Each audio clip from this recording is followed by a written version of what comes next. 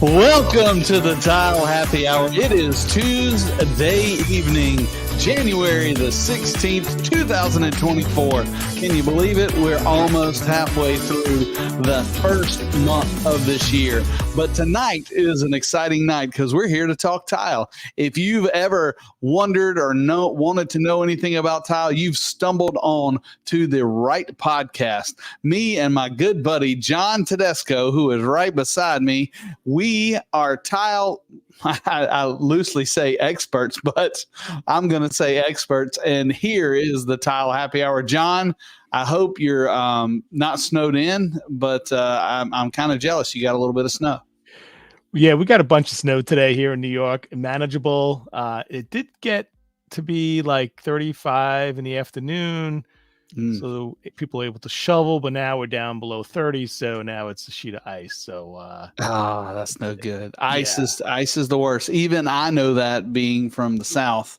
I think that's all we ever get is just ice. But the weather's been nuts. It has been. I mean, there's been a lot of moisture in the last month, but we've, at least here in New York, we've skirted snow. I think it was many days since it snowed last. So 701 days. Yeah, I thought that's what the news said. It said it's been 701 days since our nation's largest city had seen snow. So that's crazy. Today is the day. That noggin don't forget anything. And I hope that I'm glad you didn't forget about the podcast. Wherever you're watching from, you're probably watching us on one of the social media channels that we know and love. That's YouTube, LinkedIn. Even now, John and I think we figured out this Instagram thing. Missing one. We're broadcasting on X, even though I don't know that anybody watches us on X, but hey, we're there. We just don't know. Yeah. So this is John Tedesco. This is the Tile Happy Hour. My cohort and co-host Craig Cahoon, broadcasting live from the beautiful North Carolina. And I'm here in New York, broadcasting every Tuesday at 8 p.m. We have a lot of information coming your way, but this is your show as well. So if you have any questions, ideas, comments, please let us know live. Please let us know in the comments. And we can check it out now or even in the future. If you post something after the show has broadcast, we'll be glad to get back to you. So glad you guys are here. Even when we're not live. Even when we're not live, this will live on, enduring. That's right. That's right. And let us know where you're watching from. If you're out there live, we'd like to give you a shout out on the show. Today it seems a little weird. We're talking about this today, but we've had a busy month so far. But I wanted us to discuss what's going out of style this year, John, and what is coming into style. Maybe something has run its course.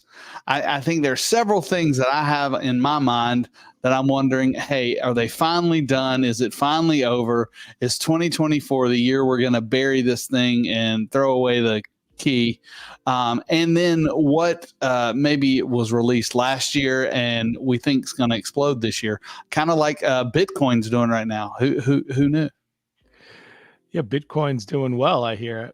They approved a certain part of Bitcoin to be standardized in certain financial circles, and I think that's making it rise. But Bitcoin, Dogecoin, all the coins. I think there's been a little, and I was kind of watching it a little bit last year. It got a little boring, but the SEC, I think, gave a little bit of clarification. And obviously, we're tile nerds, not finance nerds. But the SEC gave a little bit of clarification on it, kind of based on the XRP Ripple case. And I think now that is close to over or almost being over, that has given a little bit of stability to the what do you call them? Not Bitcoins.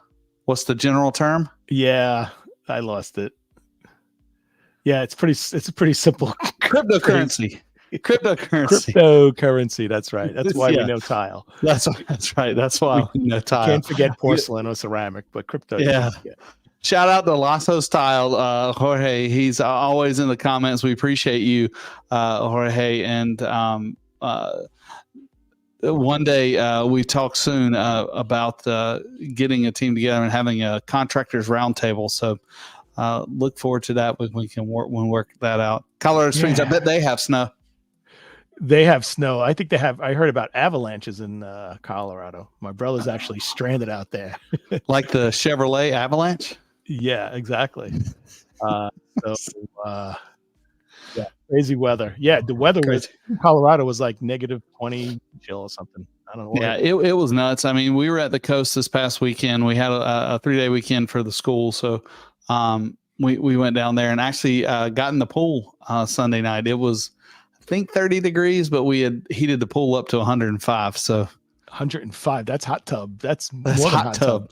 That's hot tub. But yeah, wow. Weather's been crazy. And hey, let's just let's talk about one thing that since we're talking about the weather, -5 in Colorado today. I'm sure that's probably the actual temperature, and the wind chill is probably like -20. John, do you know the things you need to do to protect your job when it is cold outside? Things you need to do to protect your tile job. Yes, your tile job. Yeah, not just any job. Your tile project when it's cold outside. Do you? Well, there's a couple of numbers you need to do, and then there's some tricks. Oh no, I don't know what you're talking about. I'm going to give you some general advice. Okay, go. Take the product out of your van so it's not ice cold when you're installing it. Setting material, definitely don't let it sit in your van. And that's all I got. What do you got? Well, what about if you're working in a non-conditioned home? In the winter?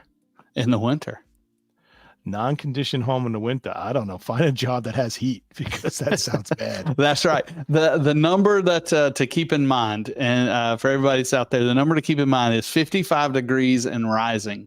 And that's not air temperature, that's substrate temperature, which can get tricky because sometimes your concrete will hold that cold in and it won't warm up. Even if you've got radiant heating or air heating in the room, wow, it'll take that concrete a long time to warm up. But what happens is if the concrete or something is below that temperature, it could flash freeze the water that's in the mortar, and you don't have a bond. So 55 degrees and rising is the number that you should kind of look for. And I actually have one around here somewhere, but it's a little infrared thermometer. You know, when it's cold outside and our crews would hit the job sites in the morning, we would walk around and go, no, we can't.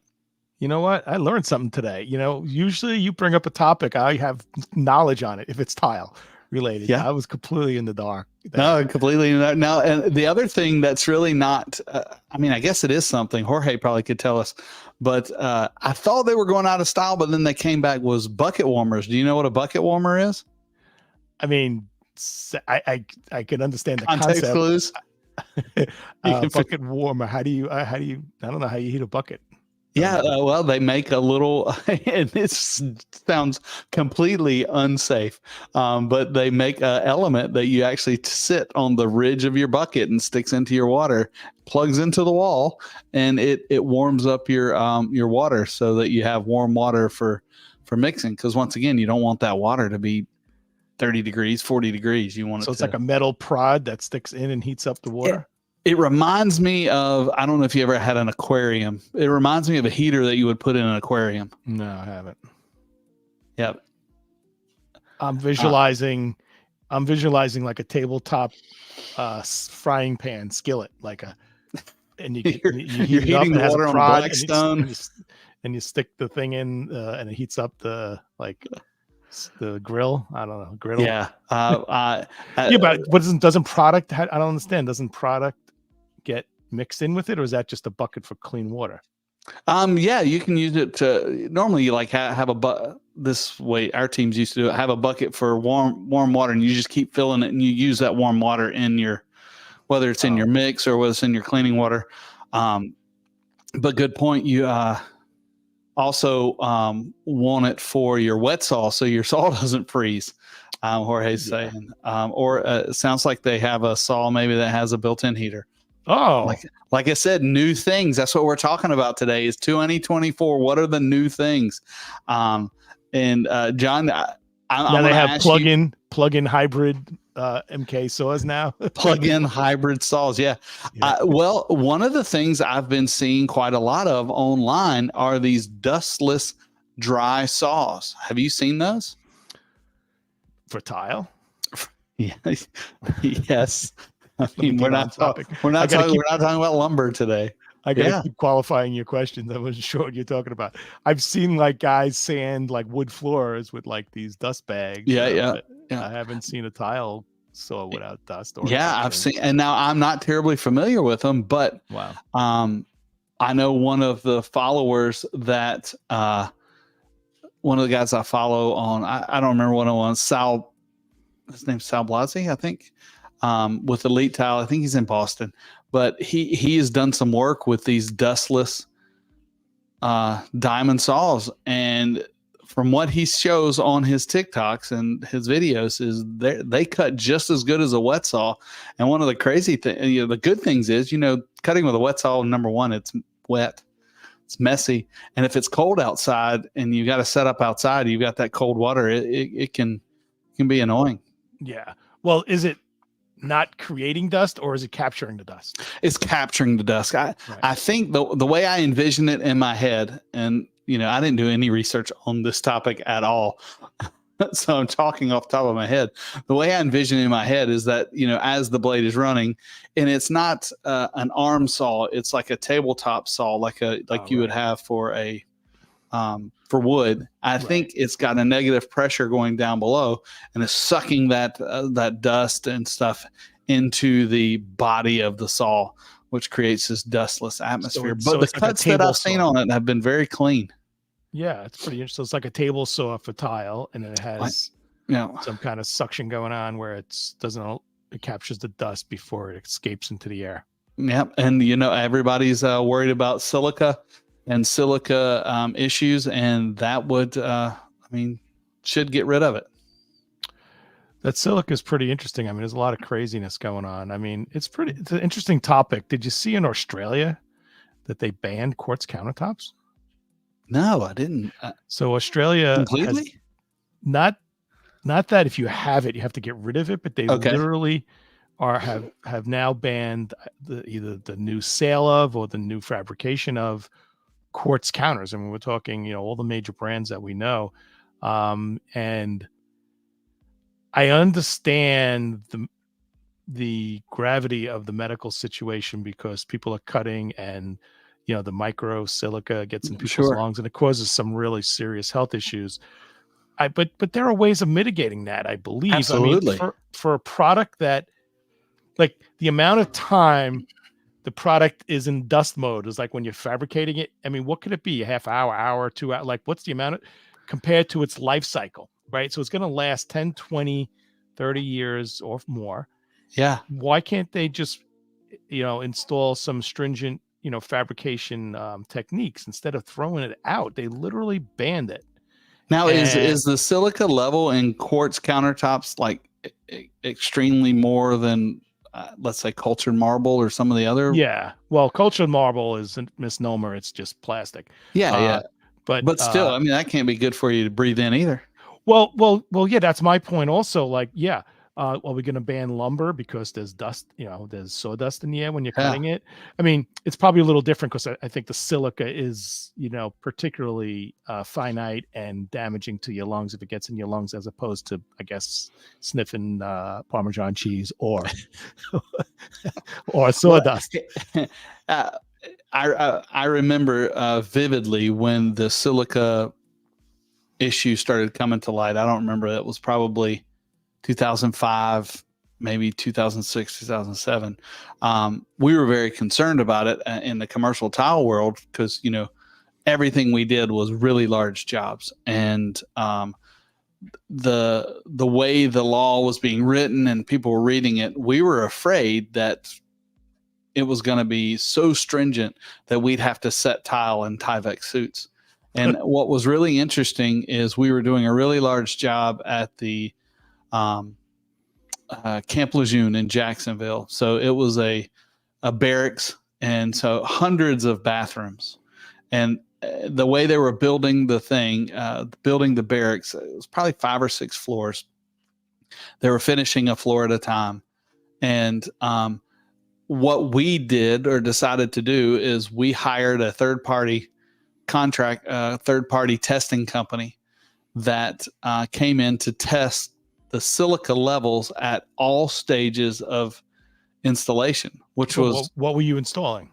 it was, I think the majority of it was 2x2 floor tile, so unglazed mosaic floor tile, mud bed floors, so that was all sand and cement floors, ceramic wall tile, marble thresholds, and there may have been a couple other marble pieces in there. So those were the things we're installing. And what we did is for a solid week, we had, the big thing was when you drop the stuff in the bucket, it goes poof, and a cloud of, well, they were saying silica came out. So we had all of the guys on the team, they had silica measuring devices on their shoulders. And since we're at different phases, we had a grout team phase, we had a prep phase, and we had a tile setting phase.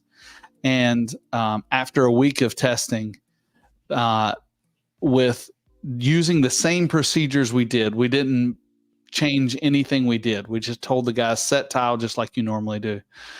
When we got the results back, the silica content was minuscule and was very small. But where was the concern? Was it in the setting, the grout, or the tile itself, or the? It was in all of the setting materials, because at that time, none of the setting materials had started mitigating the silica. They were still using silica as their main base product. Right. Now you have silica that's wrapped in a polymer that's this and that and the other. I don't know, chemistry and stuff. I don't know, but it was really interesting to see, even though there was a ton of dust in the rooms, and these rooms are small with not a ton of ventilation. Even with all that, the silica levels were still very, very low. And even we had it on the guys cutting too, because that was the big concern with this quartz. That's what you brought up here. That's concern too. They're outside cutting, and they still had the things on. They were still very small. Not saying that that's the way to do it and you shouldn't mitigate it, because we should always do better and mitigate it. But sometimes I dare say the lobbyist or whoever gets involved and things get blown out of proportion without the actual testing, which is why we decided to pay for the testing. Well, that makes sense, but I do have a question for you. Sure. While you were there and while you had these guys with all this testing equipment, did anyone bother testing the drinking water? No. Nope. We probably drank a lot of the water, and a lot of the water was used in the thing. So it could be part of the problem. I don't know. Yeah. I did not fill out my form for the lawsuit, though. Oh, okay. Interesting. My mother-in-law did, because my mother-in-law, a little fun fact, she was Queen Marine for almost 30 years. What's that term you said? Queen Marine. What's that mean? She was the secretary to the general that ran Camp Lejeune. Oh, wow. So when things went down, she normally knew about it first. And her, she said the best story she's ever told me is when the Reagans came to Camp Lejeune to visit the base, and Nancy was traveling with President Reagan, and they had to turn a men's head into a woman's bathroom just in case she needed to use the restroom. And she took plants and put in all the urinals. That's what the Queen Marine does. But she was probably the highest you could get as a civil servant. And she worked for, I think, 2 or 3 commandants of the Marine Corps. Wow. I never heard of that title. I didn't know what symbol it is on your lapel. I don't know what it is either. She's very humble, so she'll never show us. But yeah, that barracks at there, we've done plenty of them. Hopefully But what do you think about that ban? I mean, doesn't that seem extreme? I mean, That's crazy, but yeah, I expect it from Australia. Australia's kind of nuts anyway. I mean, yeah, I love Australia. I've never been there, but it seems I love their accents.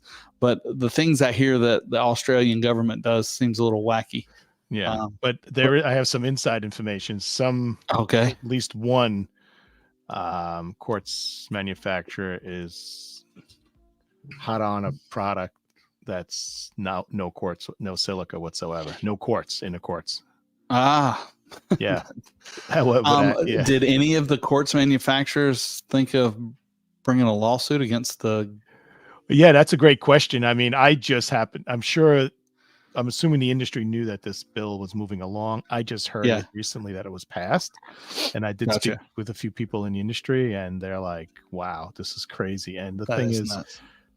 that's my biggest thing is like a product that has such a long life cycle. Let's say it really is almost hard to cut with a so you have water jet doing it, and don't even have people there if you can't have protective equipment, which I'm sure you can have protective equipment. Yeah, Something that's yeah. lasting that long, just for the Right. hour or two you need to fabricate it like once And in for its the lifetime. most part, I think all of that is cut off site with water jets anyway. Oh, absolutely. Yeah, they're worried about it fabricating in a shop. No one's cutting quartz in a Yeah. job site. I mean, very rarely are you cutting When you make a mistake, that's the only time you're doing I mean, it. I could see on the job site sometimes they pre-score like the sink cutouts, and they cut it like 90% and then finish it off in the job site where Mhm. the sink is cut out like almost all the way, and then they just complete it on the job site. I mean, Yeah. so those are little things that you could kind of work around, but to ban it Yeah. completely to me seems That's way crazy. overkill, really. All right, John, here is one item. Anyway, wait, hold on. So let's talk about Okay. trends. Maybe the new trend is back to granite. I mean, not Maybe so. because not because it's not because it's style wise, but it just maybe the It's all natural. you can buy. Yeah, we'll Or see. maybe people are going to go back to Formica. Yeah. Oh, right. For Micah. All right, tell me this, John. I've been waiting on this to die for so long, and I'm not sure that I want it to, but yet I feel like it has run its course, The and eight-track that tape. is wood look porcelain tile. Ah. So wood look porcelain tile. You want to know where it's going? I feel like it has to go out of style, and I want you to tell me yes or no that's going to happen in 2024. I think it's peaked a long time ago. But what there's two things going on in the wood. I call them wood grain porcelains. Wood grain Okay. porcelains. There's two things going on in the world. One is they've become much more realistic looking. So it's kind of just when people thought they were getting tired of it, they're like, wow, that's nicer. So the factories have been able to keep the demand from tanking because they keep coming up with newer and more realistic and many different faces. But the plank porcelain is definitely diminishing. What's increasing is like the parquet look, like a 24 by 24 porcelain that has like a pattern in it of wood. So Does that look real, or is it supposed to look real, or no? If you don't have any other wood in the room, it looks good. If you have you can't have like your kitchen in porcelain and then your living room in real wood, because that I think is hokey.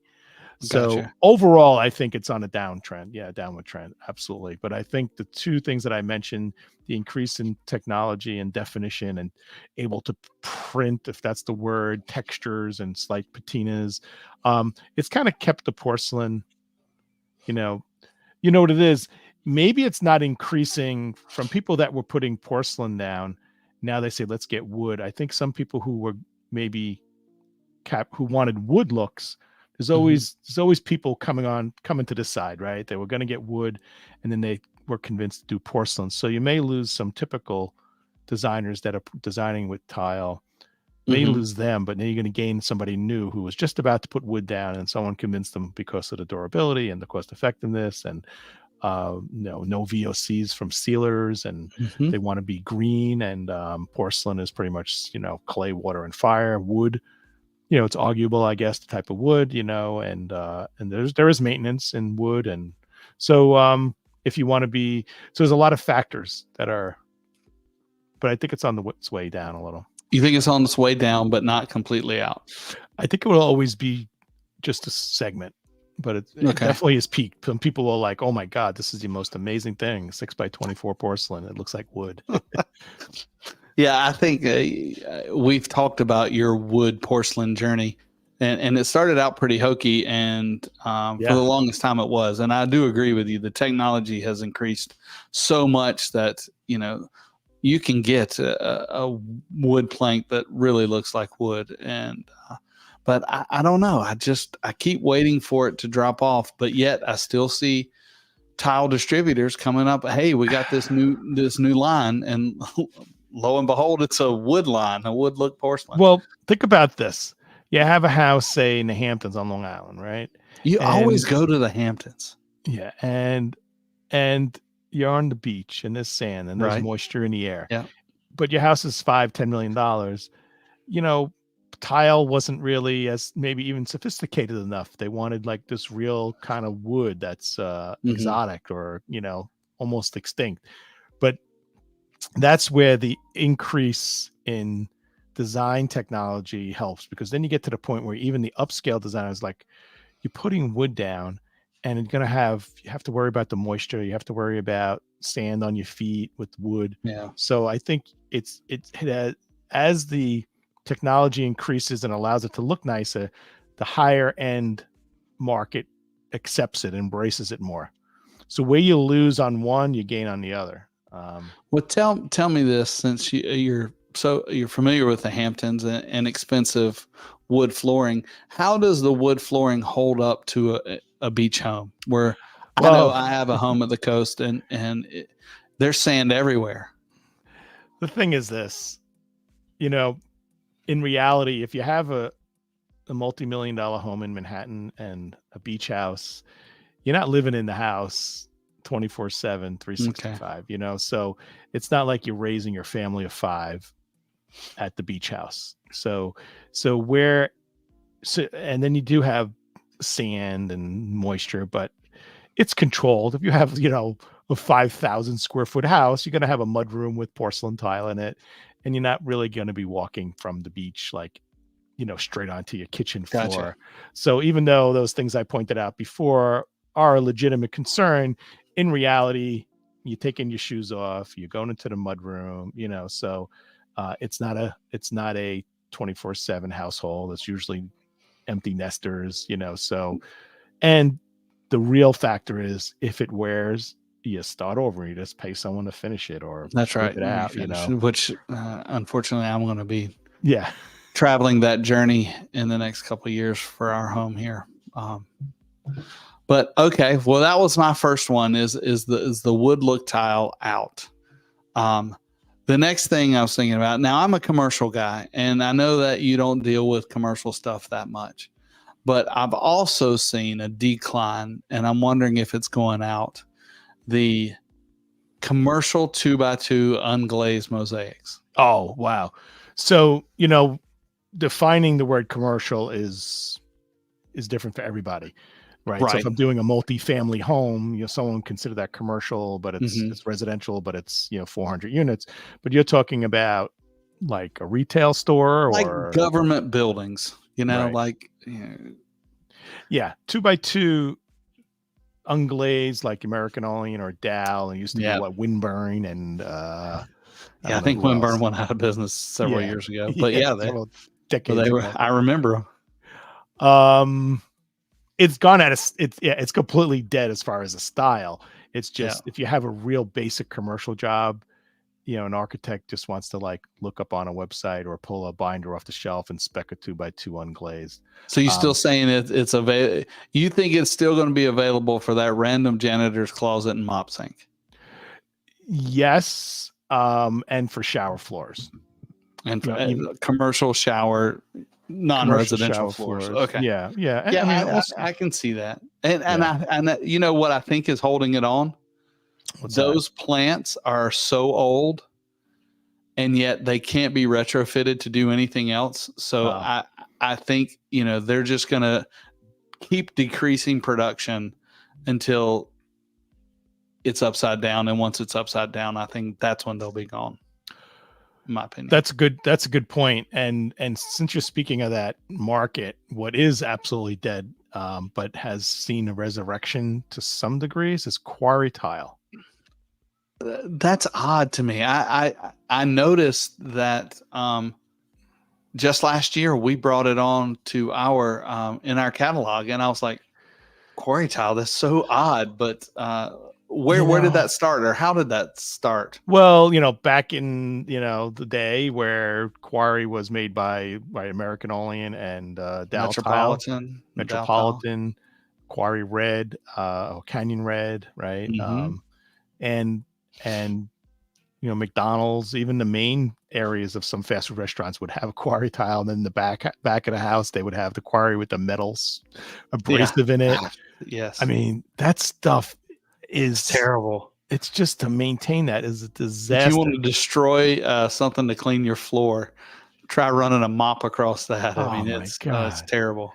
And falling down. Gosh, if you ever tripped and slid on that thing, it's worse than falling off a motorcycle on the highway. Yeah, it was odd to me. I mean, obviously, I think it's still popular in the restaurant world, but it was weird that we added it to our catalog, and so I'm guessing there's been a resurgence of it. Well, design-wise, maybe. Well, yes. So it's more of a functional thing. First, it's upgraded. It's 8 inches, not 6 inches, right? So for the most part, we have I think it's called Elemental, I think, and it literally is just a quarry tile, but it has a nice little orange peel texture, like a little different than normal. But there was a major problem the last 2 years where there are certain raw materials all of a sudden were not available for some reason geologically. Okay. And there was some real popular colors, and they actually there's only a few manufacturers now who make quarry, and one of the main ones had to cut their products like in half as far as color options, because they couldn't get raw materials in a consistent or reliable manner. Summitville used to have a ton of colors in quarry tile.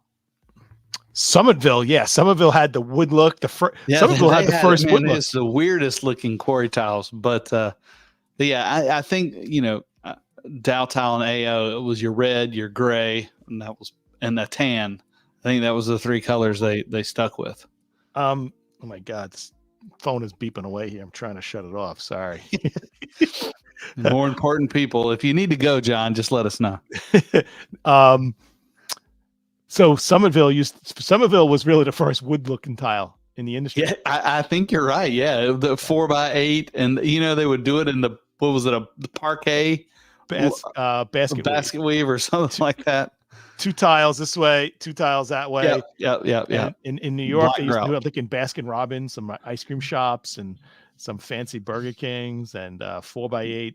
That was a better than normal quarry because it had something about the texture that made it, maybe because it was like veiny, you didn't notice when it got dirty. Yeah. There was something a little more upscale about it. But that was the Summitville.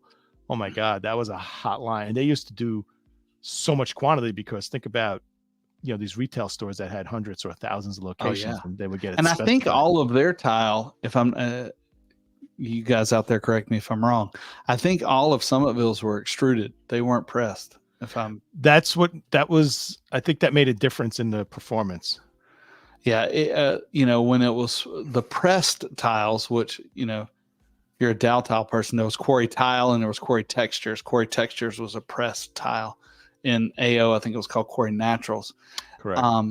I think the pressed tiles weren't as dense, if I remember correctly, but the extruded tiles they had square edges. They were very and they were more expensive.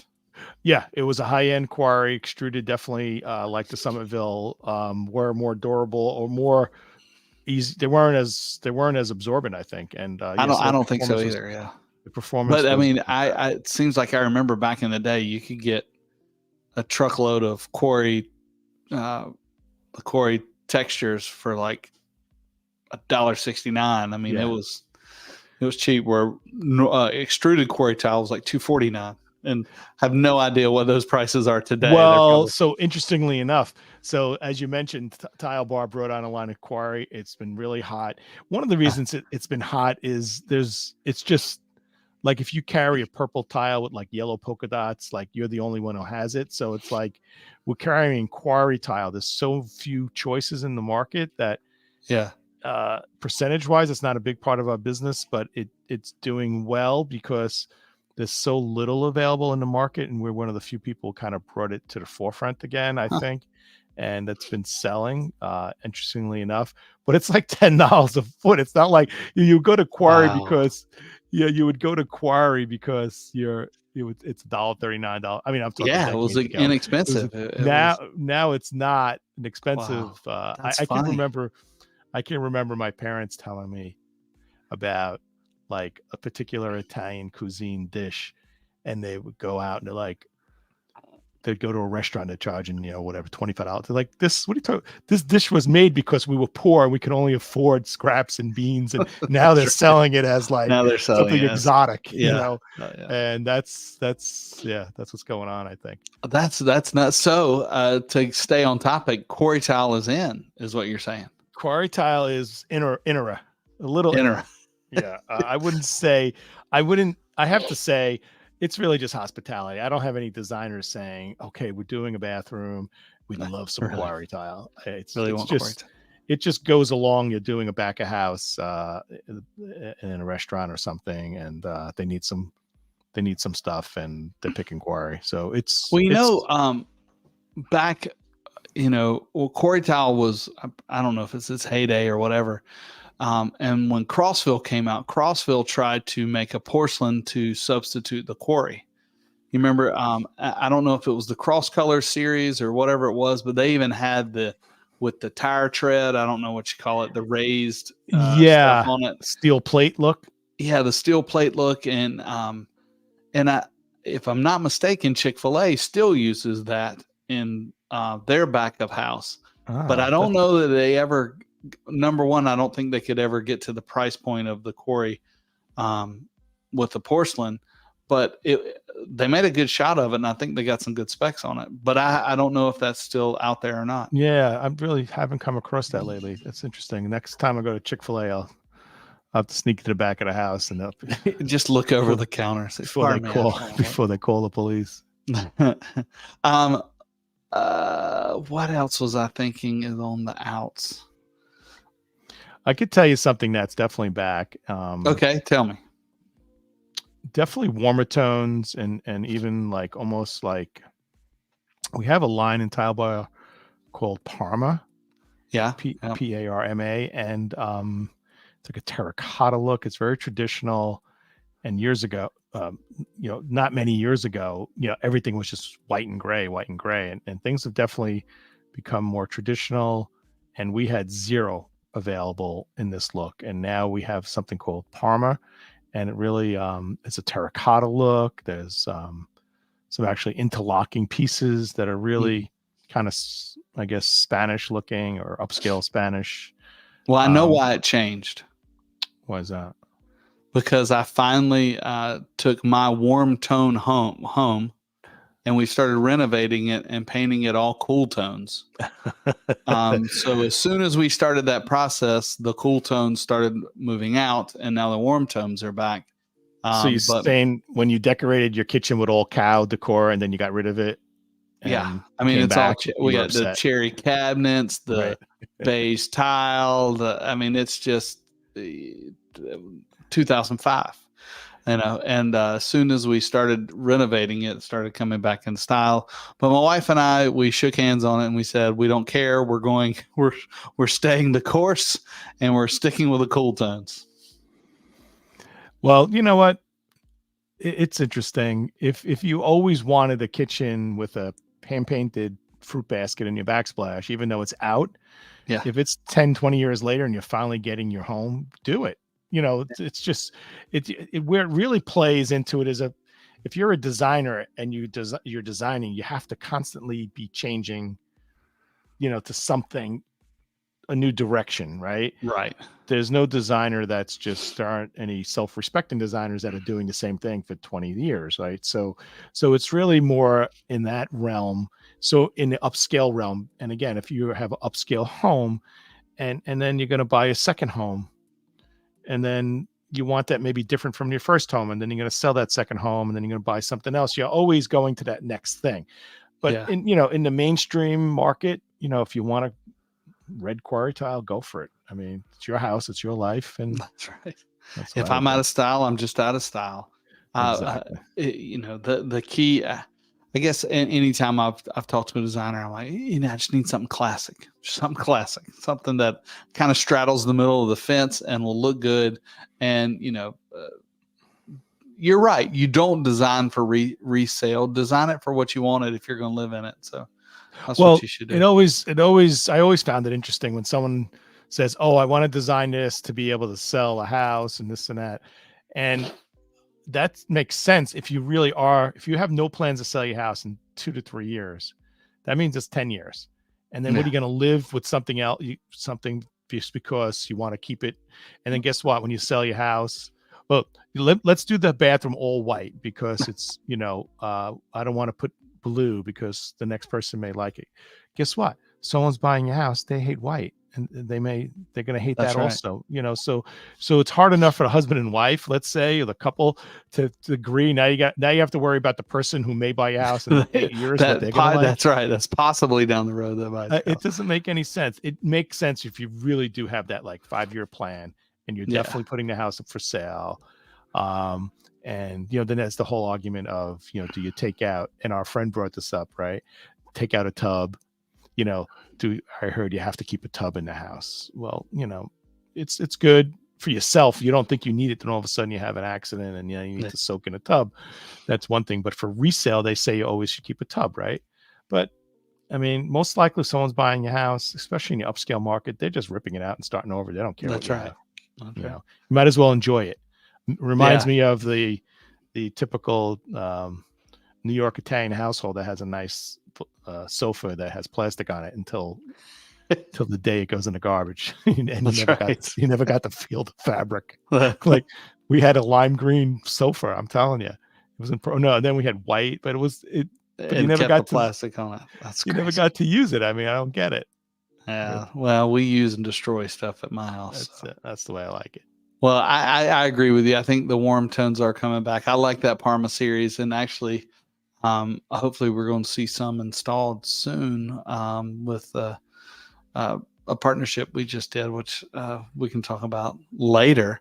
But one of the things that has been coming along for the last 5 or 6 years, I want to get your opinion on what do you think it's going to do this year, and that's LVT. Wow. So LVT is killing it in the market, in the world. I mean, LVT is capturing more flooring business in such a fast pace than any other product. And so the answer is why. I mean, it's always technology, right? Mm-hmm. If you have putting something down, it looks like 1975 linoleum floor, and it's not going to fly. Right. So LVT, luxury vinyl tile, as Tile Bar calls it, and some people call it, I guess, LVPs, luxury vinyl panels and plank. Yeah. Absolutely. LVT is strong and it's growing, and it's because of the technology, aesthetics and performance. So the main reason that people have hesitated using LVT was sometimes because it looked cheap, right? But now, because of the technology, the printing, the textures, the lengths. I mean, we have LVT products that are like 70 something, 80 inches long, 9 inches wide. So it looks really, really cool. I've done some upscale multifamily units, like 24 units with an upscale LVT product. Wow. Where previously they would have used a tile. But it's also interesting, LVT. Another reason LVT, and I think this is overlooked. When was the last time you went to a hotel? And I'm not talking your typical Craig Cahoon Motel 6, vacation. Or, I'm talking about, you're spending a couple $100 a night. Yeah, I know, for kings. When do you see carpet? Yeah. I mean, I was just in New York right before the holidays, and uh, I've stayed at a few hotels around the office, and none of them that have gone through recent renovations have carpet anymore. It's LVT in the bedroom area and tile in Yeah. the bathrooms. Yeah. So it used to be, I mean, it used to be 1,000% of the hotel rooms would have carpet floor, right? Yeah. So now I think hotels, even a cheaper hotel. So I think the less costly LVT products are going into the less costly hotels, but they're taking the place of the carpet. And then LVT is being escalated to like a restaurant. I just did a restaurant project and they did LVT, a high end. Actually, I think it was Colorado. I have to think about it. Hey. Um, and they putting LVT down. It's beautiful. Now, also keep in mind, LVT is a lot less investment. So if you want to change the style of the restaurant in 8 years from now, it's not Yeah. crazy jackhammering it out. So LVT has a lot of reasons why it's growing, the aesthetics and the performance, of it. And What one do you thing you think? didn't mention, I mean, just the overall cost. I mean, the install material, all that together is, it, I wouldn't say it used to be significantly cheaper than tile. Now it's not as significant, but it's still less expensive to get a high grade LVT compared to a standard porcelain. You're going to get a great product, and you're going to save some money.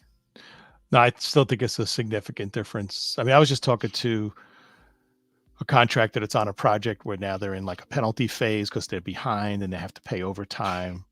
It's $200 an hour they're That's paying for crazy. tile installers instead of the $100 or whatever in New York. So the prevailing wage, is insane.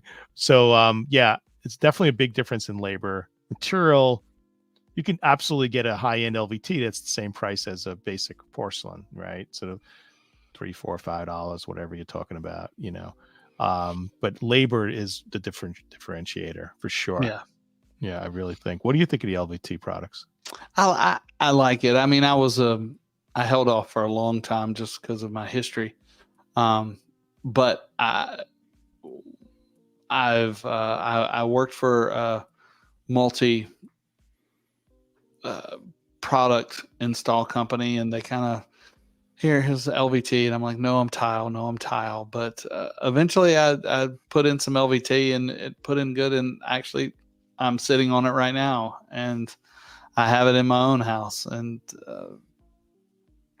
so I like it. I still would prefer tile in some areas, but for a residential area, I mean, my office and studio was perfect for LVT. Uh, There's a benefit also. There is a feature that is people like. They like the fact that the acoustics of it are much better than a tile. mhm. Right. There is no grout. We all know grout is, kind of the weak link of a tile. Not that it's weak structurally, but, dust could sit in there, could get dirty if you're not using the right grout or not sealing it. It's the And where redheaded LV stepchild, if you will. yeah, exactly. So, there's less to maintenance, I guess, in a way. But it's not as durable as porcelain. It's not indestructible, right? There's downsides to it, But but it's better than carpet, I mean, other than uh, maybe some heat transfer qualities that carpet will bring you and some sound, but it's a whole lot easier to keep clean and a lot more durable. And I can roll my chair around on it, and it doesn't get stuck and yeah, no, all it that has good its stuff. advantages. Hey, So we're yeah, speaking about hotels and carpet. yep. What's with hotels? They designed the ugliest carpet for the hallways. Do they go out of their way And to what make them ugly? and if you wouldn't believe how expensive those pattern match carpets are I don't in understand. it's nuts, and how expensive they are and how much waste there is. I did a few hotels with carpet, and I did one of those. It's kind of like a Dave and Buster's, but it was a locally owned place, Right. and they had this Jim and wool. Billy's. Jim and Billy's, that's right. Yeah, They yeah. had this wool carpet with patterns on it that you had to match each roll, and it was I want to say like $300 or $400 a yard. It's crazy, and kids are running around with slushies. Yeah. I mean, that's the thing, right? You have a hotel hallway, people are putting their, room service food trays out and filling. And so I think they're deliberately like really busy, but it's almost like you ever see people have the ugly sweater contest. I mean, they should Yeah, have like an ugly hotel carpet like contest. a I mean, little con- there's, good one. I But they've mean, got to keep it quiet out there. That's the reason they have to have it so thick. Is you don't want your patrons complaining that somebody's walking up and down the hallway, yeah, and with that thick carpet, they are, and you don't hear them. that's true. But there's something interesting about it. If you're in a hotel, even fancy hotel, and you're walking down a hallway and somehow that busy carpet is not, it's not distracting or annoying to you until you stop and think about it. And now anytime I go to a hotel, I stop and look. I said, this would not fly anywhere else in any other In the world. Well, in the see, all world. the hotels I stay out of the car, pulls right up to the door, so Ah, there's no carpet between the car. It's ah, just a sidewalk. I see. Now, John, we have wasted a full hour almost talking about 2024. What are you most excited about for this year as we as we wrap up, and let's talk about the next few weeks coming up?